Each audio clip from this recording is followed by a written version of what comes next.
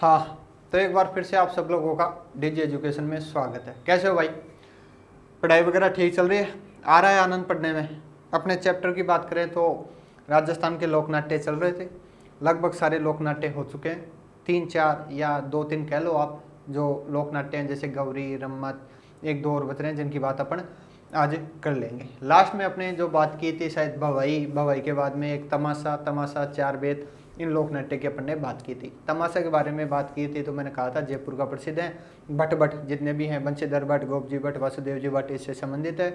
राजा सवाई प्रताप सिंह कछवा के समय इसकी शुरुआत हुई थी। मूल रूप से ये कहाँ का है? महाराष्ट्र का है। कहा था ना राजस्थान वालों को तमाशा करना नहीं आता है। ऐसे चार बेत के बारे में कुछ बात हुई थी। भवाई जो कि उदयपुर संभाग की भवाई जाति के द्वारा की जाती, इसमें पुरुष और महिला दोनों भाग लेते हैं। ठीक है, महिला को सगी जी कहा जाता है, पुरुष को सगा जी कहा जाता है। ये कुछ बातें थी। चार बेत की मैं बात करूँ तो टोंका फेमस है, मूल रूप से अफगानिस्तान का था। प्रारंभ में पस्तोबा सम प्रस्तुत किया जाता था, घुटने पे बैठ के डफली बजाते हुए अपनी बात कहता है। ठीक है, इससे पहले भी कुछ लोक नाट्य की बात की थी, साथ के साथ याद करते चलना ताकि अच्छा रहे मामला। आज अपन आगे बढ़ते हैं, तो करें शुरू? तो हो जाओ शुरू फिर। तो रख दो एक बार तो पेन कॉपी, साथ के साथ मैं समझा देता हूँ, फिर लिख लेना। तो सबसे पहले तो ये अपना डीजी एजुकेशन सब्सक्राइब कर लेना भाई इसको, क्योंकि इसी की वजह से अपन क्या कर पा रहे हैं? पढ़ पा रहे हैं। मैं आपको पढ़ा रहा हूँ और आप क्या कर रहे हो? पढ़ रहे हो। ठीक है, तो चलो, तो आज सबसे पहले कौन सा लोक नाट्य पढ़ोगे भाई बताओ? आप जो बोलोगे वो ही पढ़ाएंगे? नहीं, मैं ही पढ़ा दूँ? तो ठीक है, मैं पढ़ा देता हूँ। तो लिखो पहले नंबर पे गौरी। कौन सा? गौरी।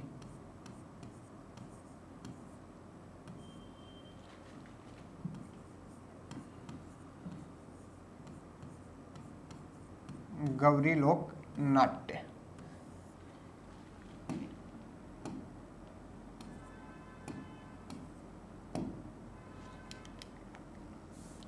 देखो, गौरी की बात करें तो ये प्रसिद्ध कहाँ का है? पहली बात तो यही आती है, तो ये मेवाड़ का प्रसिद्ध है। कहाँ? मेवाड़।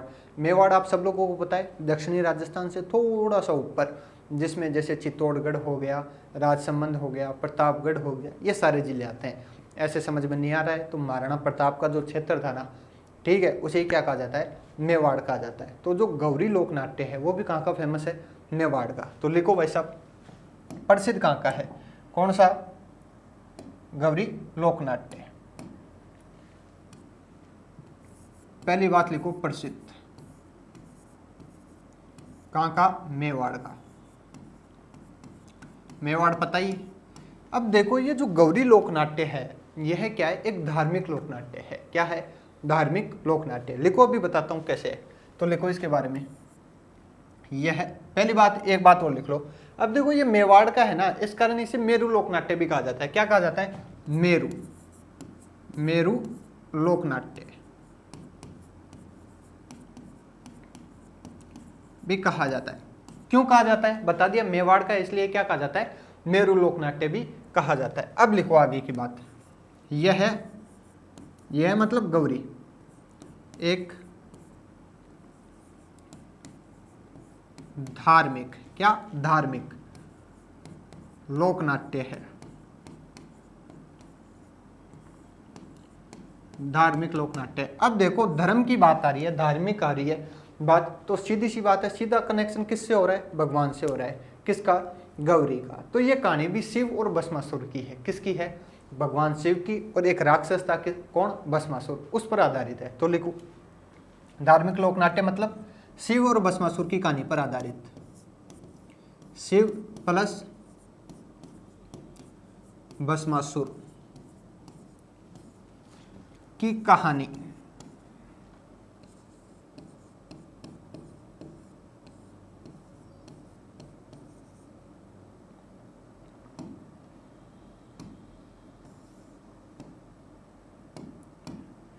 की कहानी पर आधारित। कौन सा? गौरी लोक नाट्य। एक बात बताओ मेरे को, आप लोगों ने कहानी सुन रखी है कि नहीं? शिव और भस्मासुर की नहीं सुन रखी? तो देखो, होता क्या है, ये राक्षस है कौन? भस्मासुर। अब राक्षस है तो भाई साहब राक्षसी सी क्या होगी? सोच होगी।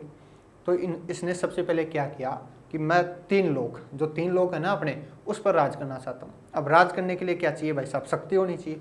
शक्ति कौन दे सकते हैं? शिव जी दे सकते हैं भाई साहब। सबसे शक्तिशाली कौन है? शिव जी। तो भस्मासुर ने शिव जी की क्या की? तपस्या शुरू कर दी। अब भोलेनाथ तो भोलेनाथ है, हर कोई भी हो उससे क्या होता है, जल्दी प्रसन्न हो जाते हैं। तो शिव जी प्रसन्न हो गए किससे? भस्मासुर से।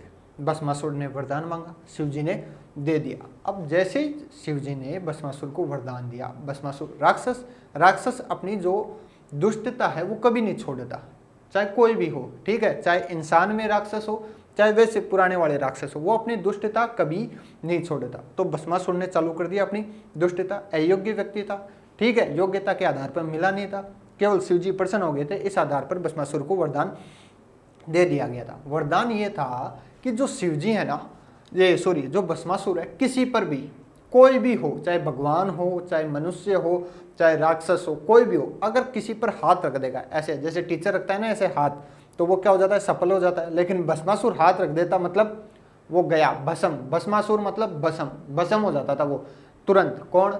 भस्मासुर, जिस पर हाथ रख देता था। तो सीधी सी बात है, वरदान मिल गया, राक्षस था, तो चारों तरफ क्या हो गया? हाहाकार मच गया। अब जैसे हाहाकार मचा, बात शिवजी तक पहुंची कि शिवजी महाराज क्या काम कर दिया, किसको आशीर्वाद दे दिया। अब ये बात पहुंचाने वाला कौन है? नारद जी। कौन है? नारद जी। आप लोगों को पता है, नारद जी एक बात को दूसरी जगह पर लेके जाते हैं। तो नारद जी शिव जी को बताया, शिव जी ने कहा कोई बात नहीं, सुधर जाएगा, टाबर है, बच्चा है, आज नहीं कल मान जाएगा। लेकिन भस्मासुर तो भस्मासुर नहीं माने। एक दिन होता है क्या है कि भस्मासुर शिव जी के पास आते हैं, किसी बात को लेकर वार्तालाप हो रही थी उनकी, तो उनको पार्वती दिखी। किसको? भस्मासुर को। अब भस्मासुर राक्षस है, जैसे पार्वती जी पर नजर पड़ी तो मन खराब हो गया। मन खराब हो गया तो शिव जी ने उसकी आंखों में देखा और कहा कि ना मुन्ना ना, गलत बात, पार्वती माता समान होती है और अपनी माता पर बुरी दृष्टि डालना मतलब मौत को बुलावा देना। शिव जी ने समझा दिया भस्मासुर को। भस्मासुर नहीं माना। भस्मासुर ने कहा शिव जी मैं पहले सबसे पहले आपको भस्म करूंगा। तो शिव जी ने कहा यार मैंने वरदान दिया, मेरे को भस्म करेगा? बोले वो दिन गए जब आप वरदान देते थे और आप भस्म कर देते। अब वरदान भी मैं दूंगा और लोगों को भस्म भी मैं ही करूंगा। कौन कह रहा है? भस्मासुर। अब भस्मासुर भगा शिव जी के पीछे, शिव जी आगे आगे, ठीक है, भस्मासुर पीछे पीछे, ऐसा चलता रहा। फिर बाद में नारद जी हैं, वो पहुंचे ये कहानी लेकर कहाँ पर? विष्णु जी के पास। विष्णु जी को कहा देखो महाराज जी, शिव जी आगे आगे भाग रहे हैं, भस्मासुर पीछे पीछे चल रहा है। तो विष्णु जी ने कहा कि ये सब शिव लीला है, सब पहले से निर्धारित है, कब क्या होना है, कैसे होना है, किस टाइम पर होना है। अब तुम मेरे पास आए हो, ये भी निर्धारित है। नारद जी टेंशन मत लो। अब आता है यहाँ पर विष्णु जी का रोल। विष्णु जी क्या होते हैं कि एक सुंदर कन्या बनते हैं। क्या बनते हैं? सुंदर कन्या, मतलब अप्सरा जैसी कन्या बन के किसके सामने जाते हैं? भस्मासुर के सामने जाते हैं। अब भस्मासुर राक्षसी आदमी है वैसा, चाहे कन्या हो, चाहे पैसा हो, चाहे और कुछ हो, वो देख के पिघल जाता। अब जैसे विष्णु जी को अवतार में देखा, लड़की के अवतार में, और इतनी सुंदर कन्या की पूरी धरती पे तीनों लोक में कहीं नहीं है, भस्मासुर क्या हो गया? पिघल गया। इंसान पिघल जाए, वो तो राक्षस है, ठीक है। अब वो पिघल गया। अब पिघल गया तो भाई साहब वो वहाँ पे डांस करने लगा, ठीक है। विष्णु जी तो भाई साहब उसको लीला दिखाने गए ही थे। अब वहाँ पे लीला चालू हो गई। अब डांस करते करते भस्मासुर पता नहीं कब खोया कि उसने ऐसे घूम फिर के अपने सिर पे ही हाथ रख लिया। और वरदान था भस्मासुर को, कहीं पे भी हाथ रखे, चाहे खुद हो चाहे दूसरा हो, ठीक है, जैसे ही हाथ रखेगा भस्म हो जाएगा। जैसे ही भस्मासुर ने अपने सिर पर हाथ रखा, भस्मासुर क्या हो गया? भस्म हो गया। अब मरते मरते भस्मासुर ने कहा कि महाराज मैंने इतना काम किया, आपकी सेवा की है, थोड़ा सा तो नाम कर दो हमारा, ठीक है। तो फिर बाद में शिव जी कहते हैं देख तेरी करतूतों की वजह से आज तेरी ये हालत है। तूने अगर माता पार्वती पर बुरी दृष्टि नहीं डाली होती तो तू आज यहाँ नहीं होता।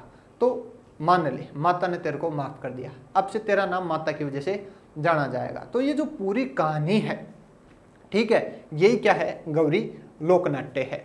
अब वर्तमान में नया दौर है, नई जनरेशन है, तो इसमें अलग अलग चीजें जोड़ते रहते हैं। अब साथ में गौरी की कहानी तो होती ही है, इसके साथ में अकबर बीरबल, बंजारा बंजारी, कान गुजरी, ये कहानियां भी कौन से लोकनाट्य में होने लग गई? गौरी लोकनाट्य में होने लग गई। अब गौरी लोकनाट्य क्यों हुआ, कैसे हुआ, ये पूरी बात मैंने आप लोगों को समझाती है। अब आते हैं फैक्ट पर। ये चीजें आप लोगों को क्या होनी चाहिए? याद होनी चाहिए। जैसे प्रसिद्ध कहाँ का है? मेवाड़ का। मेवाड़ का प्रसिद्ध होने के कारण इसे क्या कहा जाता है? मेरू लोक नाट्य भी कहा जाता है। प्रश्न इंपॉर्टेंट है, याद कर लेना। कहीं तुम गौरी कर लो, क्या याद नहीं करो, मेरू याद नहीं करो, तो याद कर लेना क्या, मेरू लोक नाट्य है। अब गौरी जो लोक नाट्य है वो क्या है, एक प्रकार का धार्मिक लोक नाट्य।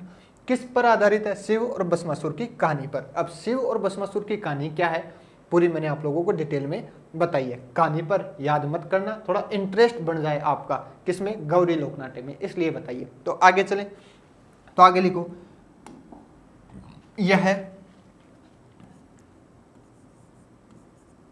भीलों का, किसका, भीलों का धार्मिक लोकनाट्य है।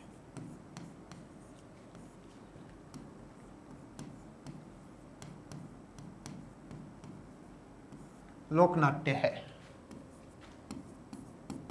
जिसे केवल भील पुरुषों के द्वारा किया जाता है।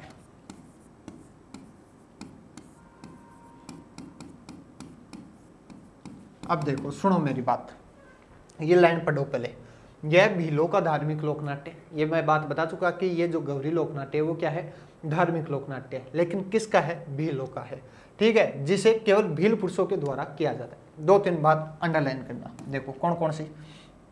पहली बात तो भील पुरुष, कौन, भील पुरुष।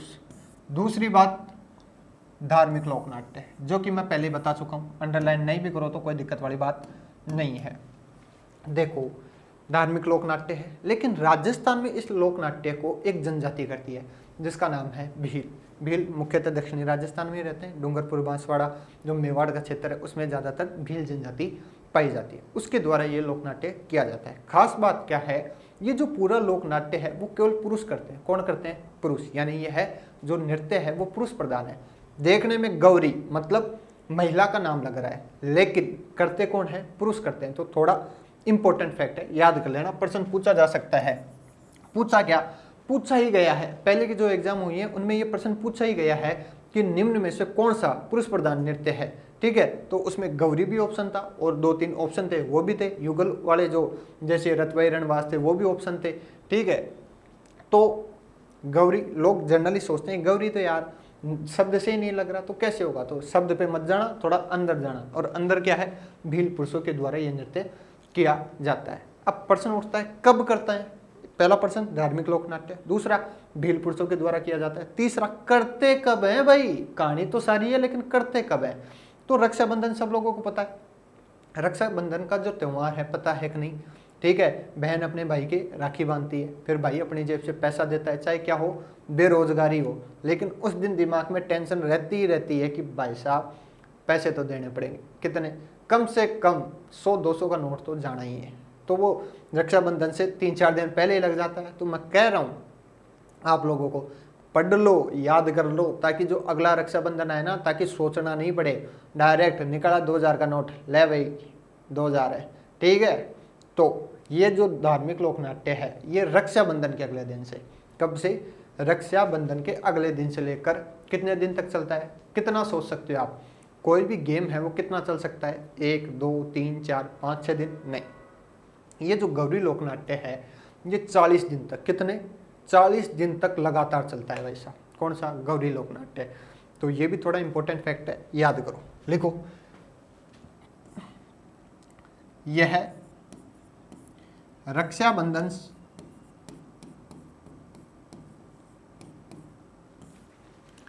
के अगले दिन से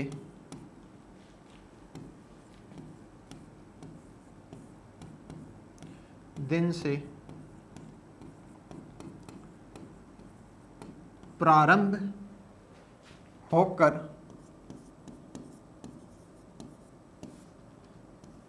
40 दिन तक चलता है। इंपॉर्टेंट बात है भाई, अंडरलाइन कर लेना, स्टार मार्क लगा लेना इसके, कि जो ये धार्मिक लोकनाट्य है कब से प्रारंभ होता है, रक्षाबंधन के अगले दिन से। रक्षाबंधन से नहीं, रक्षाबंधन जैसे ही खत्म होगा अगले दिन से। कब से, अगले दिन से। और कब तक चलता है? 40 दिन तक। कब तक चलता है? 40 दिन तक चलता है। लिखो जल्दी जल्दी लिखो, साइड हटो, लो लिखो। ये भीलों का धार्मिक लोक नाट्य है जिसे केवल भील पुरुषों के द्वारा किया जाता है। अगली लाइन, यह रक्षाबंधन के अगले दिन से प्रारंभ होकर 40 दिन तक चलता है। कब तक चलता है? 40 दिन तक चलता है। आगे चलें, ठीक है। तो अब देखो, अब धार्मिक लोक नाट्य, मैंने कहा कि वर्तमान में इसे जो गौरी है वो नृत्य तो होता ही है, साथ में अलग डांस और करने लगे, मतलब अलग अलग चीजें दिखाने लगे। नई पीढ़ी है, नवाचार करना इसका क्या है? स्वभाव है, हर चीज में नवाचार ढूंढती है। तो गौरी लोक नाट्य में नवाचार ढूंढा। इसमें जो है अलग अलग और काम करने, जैसे अकबर बीरबल की कहानियां चालू होगी, कान और कान गुजरी की कहानियां चालू हो गई, बंजारा बंजारी की कहानी चालू होगी। ऐसे बहुत सारी कहानियां हैं। कौन में? गौरी लोकनाट्य में। तो लिखो, बीच बीच में अलग अलग कहानियों को जोड़ने के लिए डांस भी किया जाता है। जैसे बीच में शिव और भस्मासुर की कहानी चल रही है, पार्वती का रोल आ गया, अब ये कहानी समाप्त हो गई, अब दूसरी कहानी पे जाना है, तो बीच में क्या करेंगे? ये डांस करेंगे। तो अपन याद करो, मैंने कहा था जब भीलों के डांस बढ़ रहे तो एक लाइन लिखाई थी, भी युद्ध गे गगु से कहा। तो मैंने कहा जो गौरी लोकनाट्य है वो गौरी नृत्य है वो लोकनाट्य के साथ कर लेंगे। तो ये नृत्य भी मान लो और लोकनाट्य भी मान लो, दोनों साथ में ही क्या है? चल रहे हैं। तो बीच में अलग अलग कहानियों को जोड़ने के लिए जो नृत्य किया जाता है उसे कहा जाता है गौरी की दाई। क्या कहा जाता है? गैवरी की दाई। तो लिखो, इसमें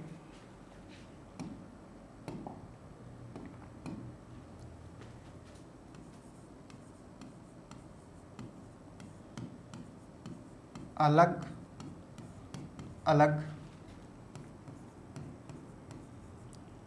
कहानियों को, इसमें अलग अलग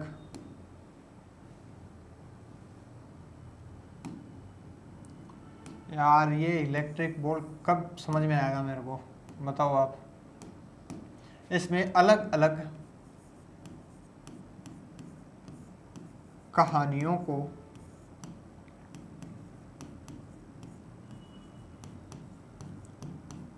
जोड़ने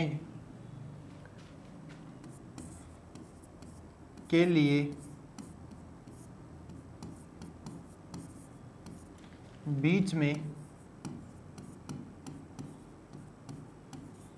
नृत्य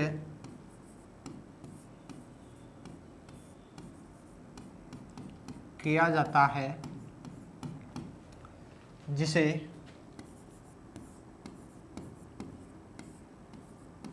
गौरी की दाई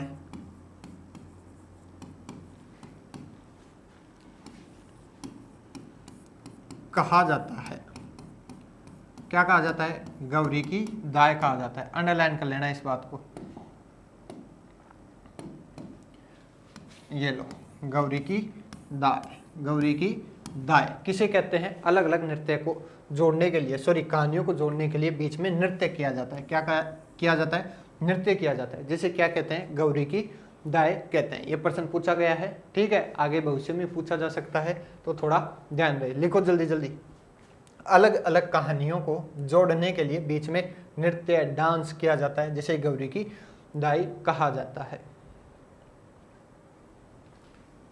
लिख लो जल्दी जल्दी लिख लो, फिर आगे चलें अपन।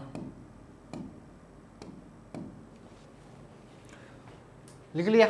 अब देखो, डांस होगा तो कोई ना कोई साथ में बजाने वाला भी होगा, ठीक है, मतलब मुख्य वाद्य यंत्र भी होंगे। तो क्या हो सकते हैं बताओ मुख्य वाद्य यंत्र? वर्तमान में तो बहुत सारे जो वाद्य यंत्र हैं हो गया, तो लेकिन पुराने टाइम पे तो इतने वाद्य यंत्र नहीं थे। तो पुराने टाइम पे 2 वाद्य यंत्र थे, एक तो मांदल और एक थाली। तो अभी भी वर्तमान में भी इनका ही प्रयोग किया जा रहा है। हालांकि अब ढोलक नगाड़े और भी चीज़ें डीजे वगैरह भी यूज करने लगे, लेकिन जो फेमस है, ठीक है, प्राचीन से लेकर अब तक, वो 2 ही हैं, एक है मांदल और एक है थाली डांस करते समय। तो वो भी लिख लो, मुख्य वाद्य यंत्र। मुख्य वाद्य यंत्र कितने हैं? 2 हैं, एक है मांदल और एक है थाली। थाली तो सबको पता ही है। अब मांदल नहीं पता तो थोड़ा इंतजार करो, अगला जो चैप्टर है अपन शायद राजस्थान के प्रमुख वाद्य यंत्र की बात कर लें, तब मैं आप लोगों को मांदल समझाऊंगा। अभी तो लिख लो, 2 मुख्य वाद्य यंत्र है, एक मांदल है और एक थाली है। जल्दी जल्दी लिखो ताकि फिर आगे चलें। धीरे धीरे करवा रहा हूँ, कोई जल्दबाजी नहीं कर रहे हैं, ठीक है। आराम से एग्जाम को ध्यान में रखते हुए अपन धीरे धीरे धीरे स्टेप से चल रहे हैं, तो आप भी धीरे धीरे याद करते हुए चलना, ठीक है। लिख लिया, चलें आगे। तो चलो आगे। अब देखो, मैंने कहा कि अलग अलग कहानियों को जोड़ने के लिए बीच में नृत्य किया जाता है, तो कुछ कहानियां फेमस है। एक तो शिव और भस्मासुर की कहानी तो है ही, ठीक है, लेकिन कुछ अलग कहानियां भी हैं, तो वो भी लिख लो। प्रमुख कहानियां,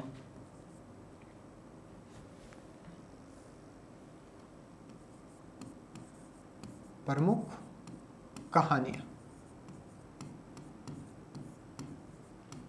2-3 ही है, ज्यादा नहीं है। तो पहले तो लिखो अकबर बीरबल,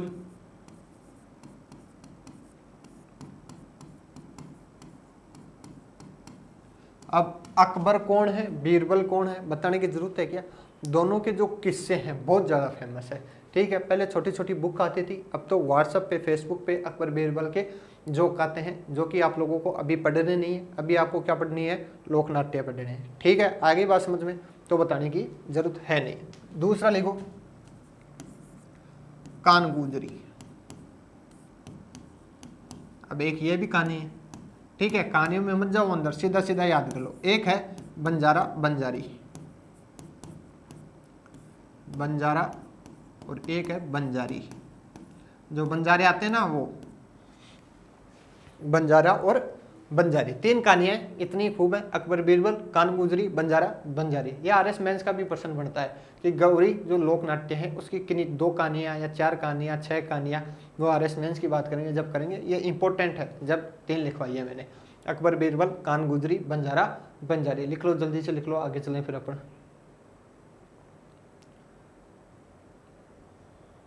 लिख लिया, चले तो चलो। अब देखो 2-3 फैक्ट हो रहे हैं। क्या, एक तो इसका हास्य कलाकार, हास्य कलाकार। अब देखो, कोई सा भी लोकनाट्य हो, कोई सा भी गेम हो, एक ना एक आदमी ऐसा होगा जो उस लोकनाट्य या गेम में जान डालता है, ठीक है, मतलब ऑलराउंडर है। ऐसे ही गौरी में कौन है, ये हास्य कलाकार है। तो इसको एक नाम दिया गया है, उसका नाम है झटपटिया। क्या, झटपटिया, मतलब झट से आएगा और मनोरंजन कर देगा और वापस चला जाएगा। और एक और है, एक तो हास्य कलाकार हो गया, एक कलाकार हो रहे हैं, क्या, सूत्रधार।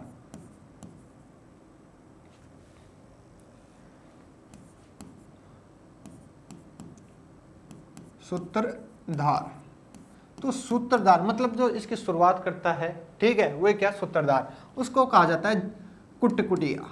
क्या, कुटकुटिया। तो ये 2 शब्द थोड़े इंपॉर्टेंट है, याद हो जाए तो अच्छी बात है। एक हास्य कलाकार जिसे क्या कहा, नाम दिया जाता है झटपटिया। एक सूत्रधार जिसे क्या कहा जाता है, कुटकुटिया कहा जाता है। बस इतनी बात है किसमें, गौरी लोकनाट्य में। सारी बातें हो चुकी हैं। एक बार वापस मैं आप लोगों को रिवाइज करवा देता हूँ शुरू से, ताकि दिमाग में चीजें बैठ जाए। ये लो, अपन बात कर रहे हैं किसकी, गौरी लोकनाट्य की। प्रसिद्ध मेवाड़ का, इस कारण से मेरू लोकनाट्य भी कहा जाता है। ये एक प्रकार का धार्मिक लोकनाट्य है जो शिव और भस्मासुर की कहानी पर आधारित है। इतनी बातें लिखी हुई है इसमें। आगे चले, आगे चले तो देखो, यह है भीलों का धार्मिक लोकनाट्य। धार्मिक लोकनाट्य, लेकिन किसका, भीलों का, जिसे केवल भील पुरुषों के द्वारा किया जाता है। कौन करते हैं, केवल पुरुष करते हैं। ये बात जितनी बार हो सके याद कर लेना, केवल पुरुष पुरुष पुरुष पुरुष। मैन, कौन, मैन, इंग्लिश में बोले तो मैन, ठीक है। फिर कब करते हैं, रक्षाबंधन के अगले दिन से प्रारंभ होता है, रक्षाबंधन से नहीं। देखो, एक एग्जाम थी, शायद नाम याद नहीं है, लेकिन उसमें प्रश्न ऐसे पूछा गया था कि रक्षाबंधन से शुरू होकर 40 दिन तक चलता है। जैसे ऑप्शन आते हैं ना, वैसे रक्षाबंधन के अगले दिन से शुरू होकर 40 दिन तक चलता है, रक्षाबंधन से एक दिन पहले शुरू होकर 40 दिन तक चलता है। ऐसे प्रश्न आ सकते हैं, तो थोड़ा ध्यान रखना। रक्षाबंधन से नहीं, रक्षाबंधन के अगले दिन से प्रारंभ होकर कब तक चलता है, 40 दिन तक चलता है। आगे चलें तो आगे देखो, इसमें अलग अलग कहानियां, मैंने कहा वो तो शिव और भस्मासुर की कहानी है, उसके अलावा भी कुछ कहानियों के साथ डांस किया जाता है। तो अलग अलग कहानियों को जोड़ने के लिए क्या किया जाता है, नृत्य किया जाता है, जिसे क्या कहा जाता है, गौरी की दाई। क्या कहा जाता है, गौरी की दाई। याद रखना इंपॉर्टेंट है। अब प्रमुख वाद्य यंत्र की बात करूँ तो कितने हैं, 2, एक मांदल है और एक थाली है। फिर आगे चले, आगे चले तो प्रमुख कहानियां अकबर बीरबल, कान गुजरी, बंजारा बंजारी। फिर हास्य कलाकार को झटपटिया, सूत्रधार कुट कुड़िया हो गई। ये सारी बातें किसके बारे में हुई? गौरी लोकनाट्य के बारे में। तो मेरे हिसाब से समझ में आ गया होगा। अगर फिर भी समझ में नहीं आया तो एक बार वीडियो को फिर से देखना, फिर से सुनना और फिर से लिखना, ताकि क्या हो जाएंगी, चीज़ें क्लियर हो जाएंगी, मामला सेट हो जाएगा, याद हो जाएंगी। अब आगे चले, अगला लोकनाट्य लिखो आज का। तो अगला जो लोकनाट्य है वो है रम्मत। कौन? रम्मत। अब रम्मत क्या बोला है? काव्य सबने सुने हैं, ठीक है, वही क्या है? रम्मत है। मतलब लोग आएंगे, जैसे कवि रचनाएं होती ना, वैसे ही क्या है? रम्मत है। लोग आएंगे, कुर्सियां लगेंगी और कवि जाएगा मंच पर और वो क्या देता है? अपना भाषण देता है, मतलब कविताएं सुनाता है। वैसे ही क्या है? रम्मत है। लेकिन इसमें क्या है? जो ऐतिहासिक और धार्मिक या प्राचीन है, ठीक है, उन काव्य रचनाओं का क्या होता है? प्रस्तुतिकरण होता है। कहाँ से? मंच पर से। तो रम्मत 2 नंबर में RS मेंस में पूछ ले। वैसे आप दे नहीं रहे हो अभी, लेकिन आओगे जब तैयारी तो करोगी। तो रम्मत क्या है? पूछ ले तो लिखना उसमें क्या? ऐतिहासिक और धार्मिक काव्य रचनाओं का मंच पर प्रस्तुतिकरण ही क्या है? रम्मत है। तो लिख लो।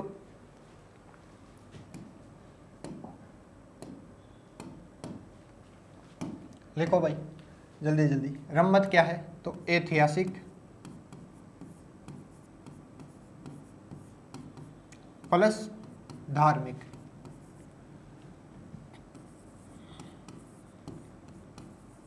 धार्मिक काव्य रचनाओं का प्रस्तुतिकरण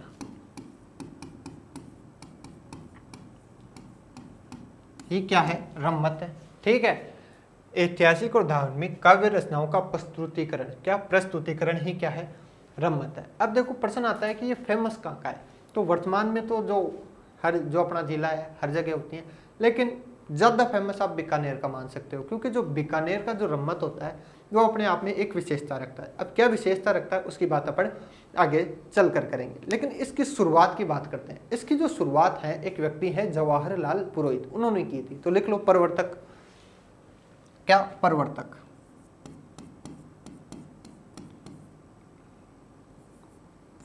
प्रवर्तक हैं जवाहरलाल पुरोहित। कौन? जवाहरलाल पुरोहित। देखो एक बार मैं कहीं क्लास ले रहा था बैच में, तो मैंने कहा जवाहरलाल पुरोहित लिखना है। बच्चे वाले ने पता नहीं क्या कहाँ ध्यान था, उसने लिख लिया जवाहरलाल नेहरू। तो नेहरू जी नहीं है, कौन है? पुरोहित जी हैं। कौन? जवाहरलाल पुरोहित। आगे बात समझ में? अब देखो प्रवर्तक है, ये तो शुरू कर दिए, फिर बाद में चले गए, फिर बाद में कुछ अन्य कलाकार हैं जो और भी ज़्यादा फेमस हुए। तो कुछ मुख्य कलाकार हैं, उनके भी नाम आप लोगों को याद होने चाहिए, जैसे सुआ महाराज, फागू महाराज, तुलसीदास जी, तेज कवि। तेज कवि थोड़े इंपॉर्टेंट है, याद होने चाहिए। क्यों है अभी बताता हूँ मैं। तो लिखो मुख्य कलाकार, आगे ले लो अगला पन्ना। मुख्य कलाकार,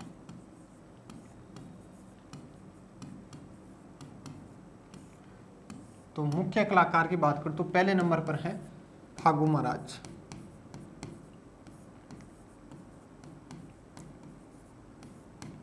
दूसरे नंबर पर है सुआ महाराज। तीसरे नंबर पर है तुलसीदास जी।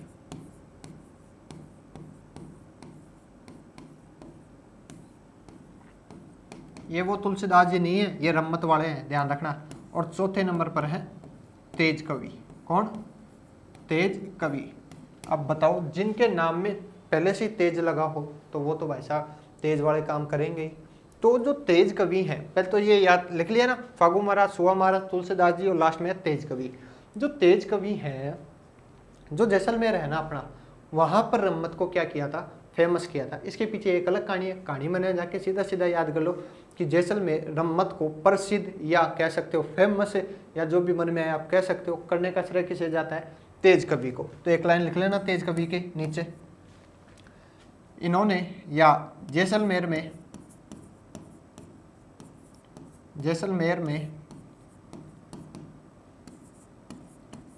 रम्मत को प्रसिद्ध किया।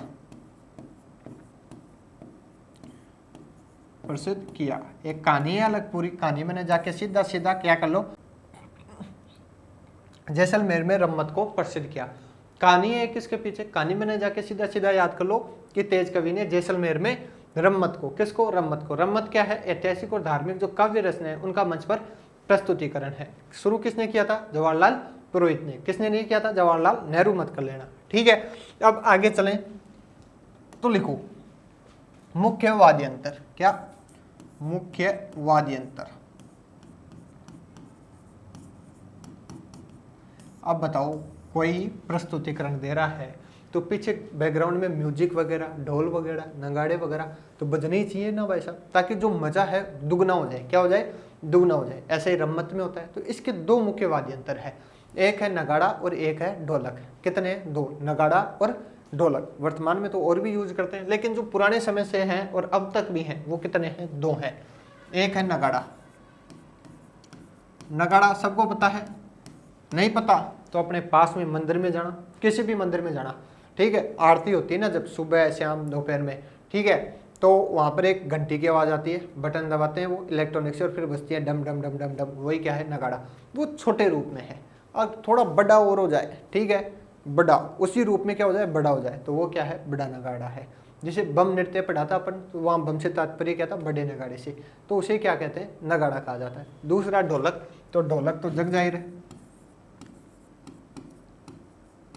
एक बीच में ढोलक मूवी भी आई थी, ठीक है, बहुत कॉमेडी मूवी थी, देखना, बहुत सी चीज़ें सीख दे के जाती है वो मूवी, कि जो बेरोजगार होते हैं वो अपनी जो ज़िंदगी है उसे चलाने के लिए क्या क्या करते हैं। कभी अपने मामा को बेवकूफ़ बनाते हैं, कभी घर वालों को बनाते हैं, कभी जेवरात बेचते हैं, क्या क्या करते हैं। तो इससे बढ़िया है क्या कर लो, पढ़ लो, क्या, दो मुख्य वाद्यंतर, एक ढोलक और एक नगाड़ा। एक ढोलक और एक नगाड़ा। उस फिल्म का नाम ढोलक नहीं है, ढोल था। क्या था, ढोल, ठीक है। तो आगे और बात करें तो लिखो जो ये रम्मत है कब किया जाता है, इसकी एक डेट है,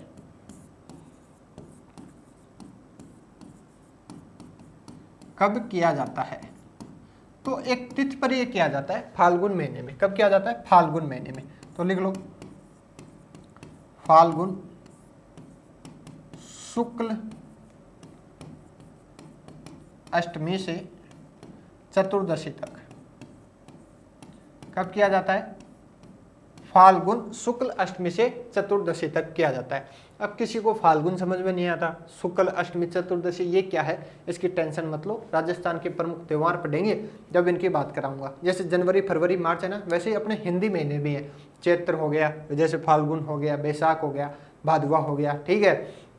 तो ये अपने क्या है, हिंदी महीने हैं। उनमें तिथि आती है, जैसे 1 2 3 4 है ना, 1 तारीख 2 तारीख, वैसे शुक्ल है, ठीक है। ये दो पक्ष होते हैं, एक शुक्ल पक्ष होता है, एक कृष्ण पक्ष होता है। ये तिथि हो गई 1 2 3, अष्टमी, चतुर्दशी मतलब 14। ये सारी अपन त्योहारों में ढंग से बताऊंगा, डीप में बताऊंगा क्या चीजें।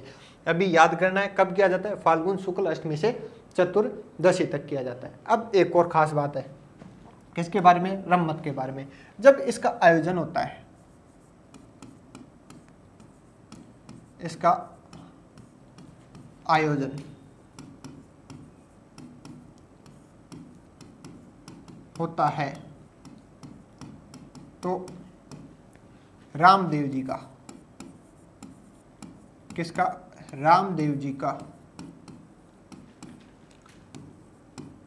भजन गाया जाता है। किसका गाया जाता है, रामदेव जी का भजन गाया जाता है। ये चीज थोड़ी अंडरलाइन कर लेना, ठीक है। क्या, रामदेव जी का भजन गाया जाता है। देखो जब भी रम्मत का आयोजन होगा तो मंच पे जाने से पहले जो कवि वगैरह होते हैं, आपने देखा होगा, मंच को सलाम करते हैं, धोख देते हैं, ठीक है, पूजा आरती होती है, सरस्वती जी की फोटो लगाई जाती है। वैसे ही जब रम्मत का आयोजन होता है तो सबसे पहले रामदेव जी की धोख वगैरह दी जाती है और रामदेव जी का भजन गाया जाता है। उसके बाद में ही आगे का जो प्रोग्राम है उसकी शुरुआत की जाती है। तो थोड़ा चीज़ें याद हो जाएंगी, याद करने लायक भी हैं, ठीक है। 3 3 4 4 बातें हैं, थोड़ा ज़्यादा है लेकिन प्रश्न यहाँ से बनता ही बनता है। तो एक बार वापस देख लो पीछे से, अपन बात कर रहे हैं किसकी, रम्मत की। तो रम्मत की मैं बात करूं तो क्या है, ऐतिहासिक और धार्मिक काव्य रचनाओं का मंच पर क्या है, प्रस्तुतिकरण है। प्रवर्तक जवाहरलाल पुरोहितों के। मुख्य कलाकार की मैं बात करूं तो फागू महाराज, सुआ महाराज, तुलसीदास जी और तेज कवि हो गए। तेज कवि क्यों फेमस है, क्योंकि इन्होंने जैसलमेर में रम्मत को क्या किया था, हाँ, आगे की मैं बात करूं तो मुख्य वाद्य यंत्र है नगाड़ा और ढोलक है। कब किया जाता है? फाल्गुन शुक्ल अष्टमी से चतुर्दशी तक किया जाता है। फिर आगे चले तो जब इसका आयोजन होता है तब रामदेव जी का भजन गाया जाता है। किसका? रामदेव जी का भजन गाया जाता है। अब एक बात और इंपॉर्टेंट है इसके अंदर, वो और लिखो। बीकानेर में, कहा? बीकानेर में, बीकानेर में रम्मत का आयोजन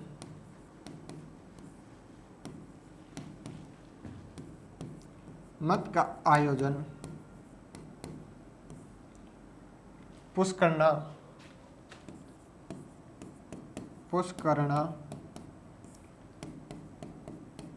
ब्राह्मणों द्वारा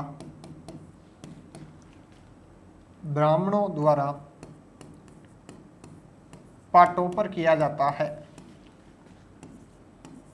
पाटों पर किया जाता है। अब देखो इसमें 2-3 चीजें हैं जो अंडरलाइन करने वाली हैं। पहली चीज है बीकानेर। क्या? बीकानेर, इसको अंडरलाइन कर लेना। दूसरी, रम्मत का तो आयोजन होता ही है। दूसरी चीज है पुष्करना ब्राह्मण। देखो ब्राह्मणों के बहुत सारे रूप हैं, जैसे ब्राह्मण तो ब्राह्मण है, ब्राह्मण के अंदर भारद्वाज ब्राह्मण हो गया, खंडेलवाल ब्राह्मण हो गया, वैसे ही एक है पुष्करना ब्राह्मण, तो इसको भी अंडरलाइन करना। जो ये रम्मत है उसका आयोजन करते हैं और किस पर करते हैं? पाटों पर करते हैं। ठीक है, कहाँ पर करते हैं? पाटों पर करते हैं, मतलब अलग से मंच लगाते हैं, फेमस होते हैं। ठीक है, तो ये थोड़ी इंपॉर्टेंट बात है। प्रश्न पूछा गया है यहाँ से कि बीकानेर में रम्मत का आयोजन किस पर किया जाता है? पाटों पर किया जाता है। कौन करते हैं? पुष्करना ब्राह्मण करते हैं। कौन करते हैं? पुष्करना ब्राह्मण करते हैं। पंडितों द्वारा इसका आयोजन किया जाता है। आगे बात समझ में, ये किसके बारे में हुई? रम्मत के बारे में बात हुई। मेरे हिसाब से जितने भी लोक नाट्य हैं उनमें सारे हो चुके हैं। कुछ बच गया हो तो नोट्स में आप लोगों को मिल जाएंगे, लेकिन नोट्स के साथ साथ एक बात मैं आप लोगों को कह दूं, नोट्स लिखने से या डाउनलोड करने से काम नहीं चलेगा। इन सारी चीज़ों को आप लोगों को पढ़ना पड़ेगा, 1-1, 2-2, 3-3, 4-4 बार, जितना हो सके, जितना पढ़ने के बाद में रिवाइज कर सको रिवाइज कर लेना, क्योंकि रिवाइज ही एकमात्र ऐसी औषधि है, दवाई है जो आपका काम करेगी लंबे समय तक। तो ठीक है, ये बात मैं बार बार कहता हूँ ताकि आप पे दिमाग में ये बात क्लिक होती रहे। तो सारी चीज़ें हो चुकी हैं, एक बार वापस दिखाऊं, देखना क्या है, बार बार देखना, पीछे करके देख लेना वीडियो को। ठीक है, तो कल मिले अपन। Okay, thank you.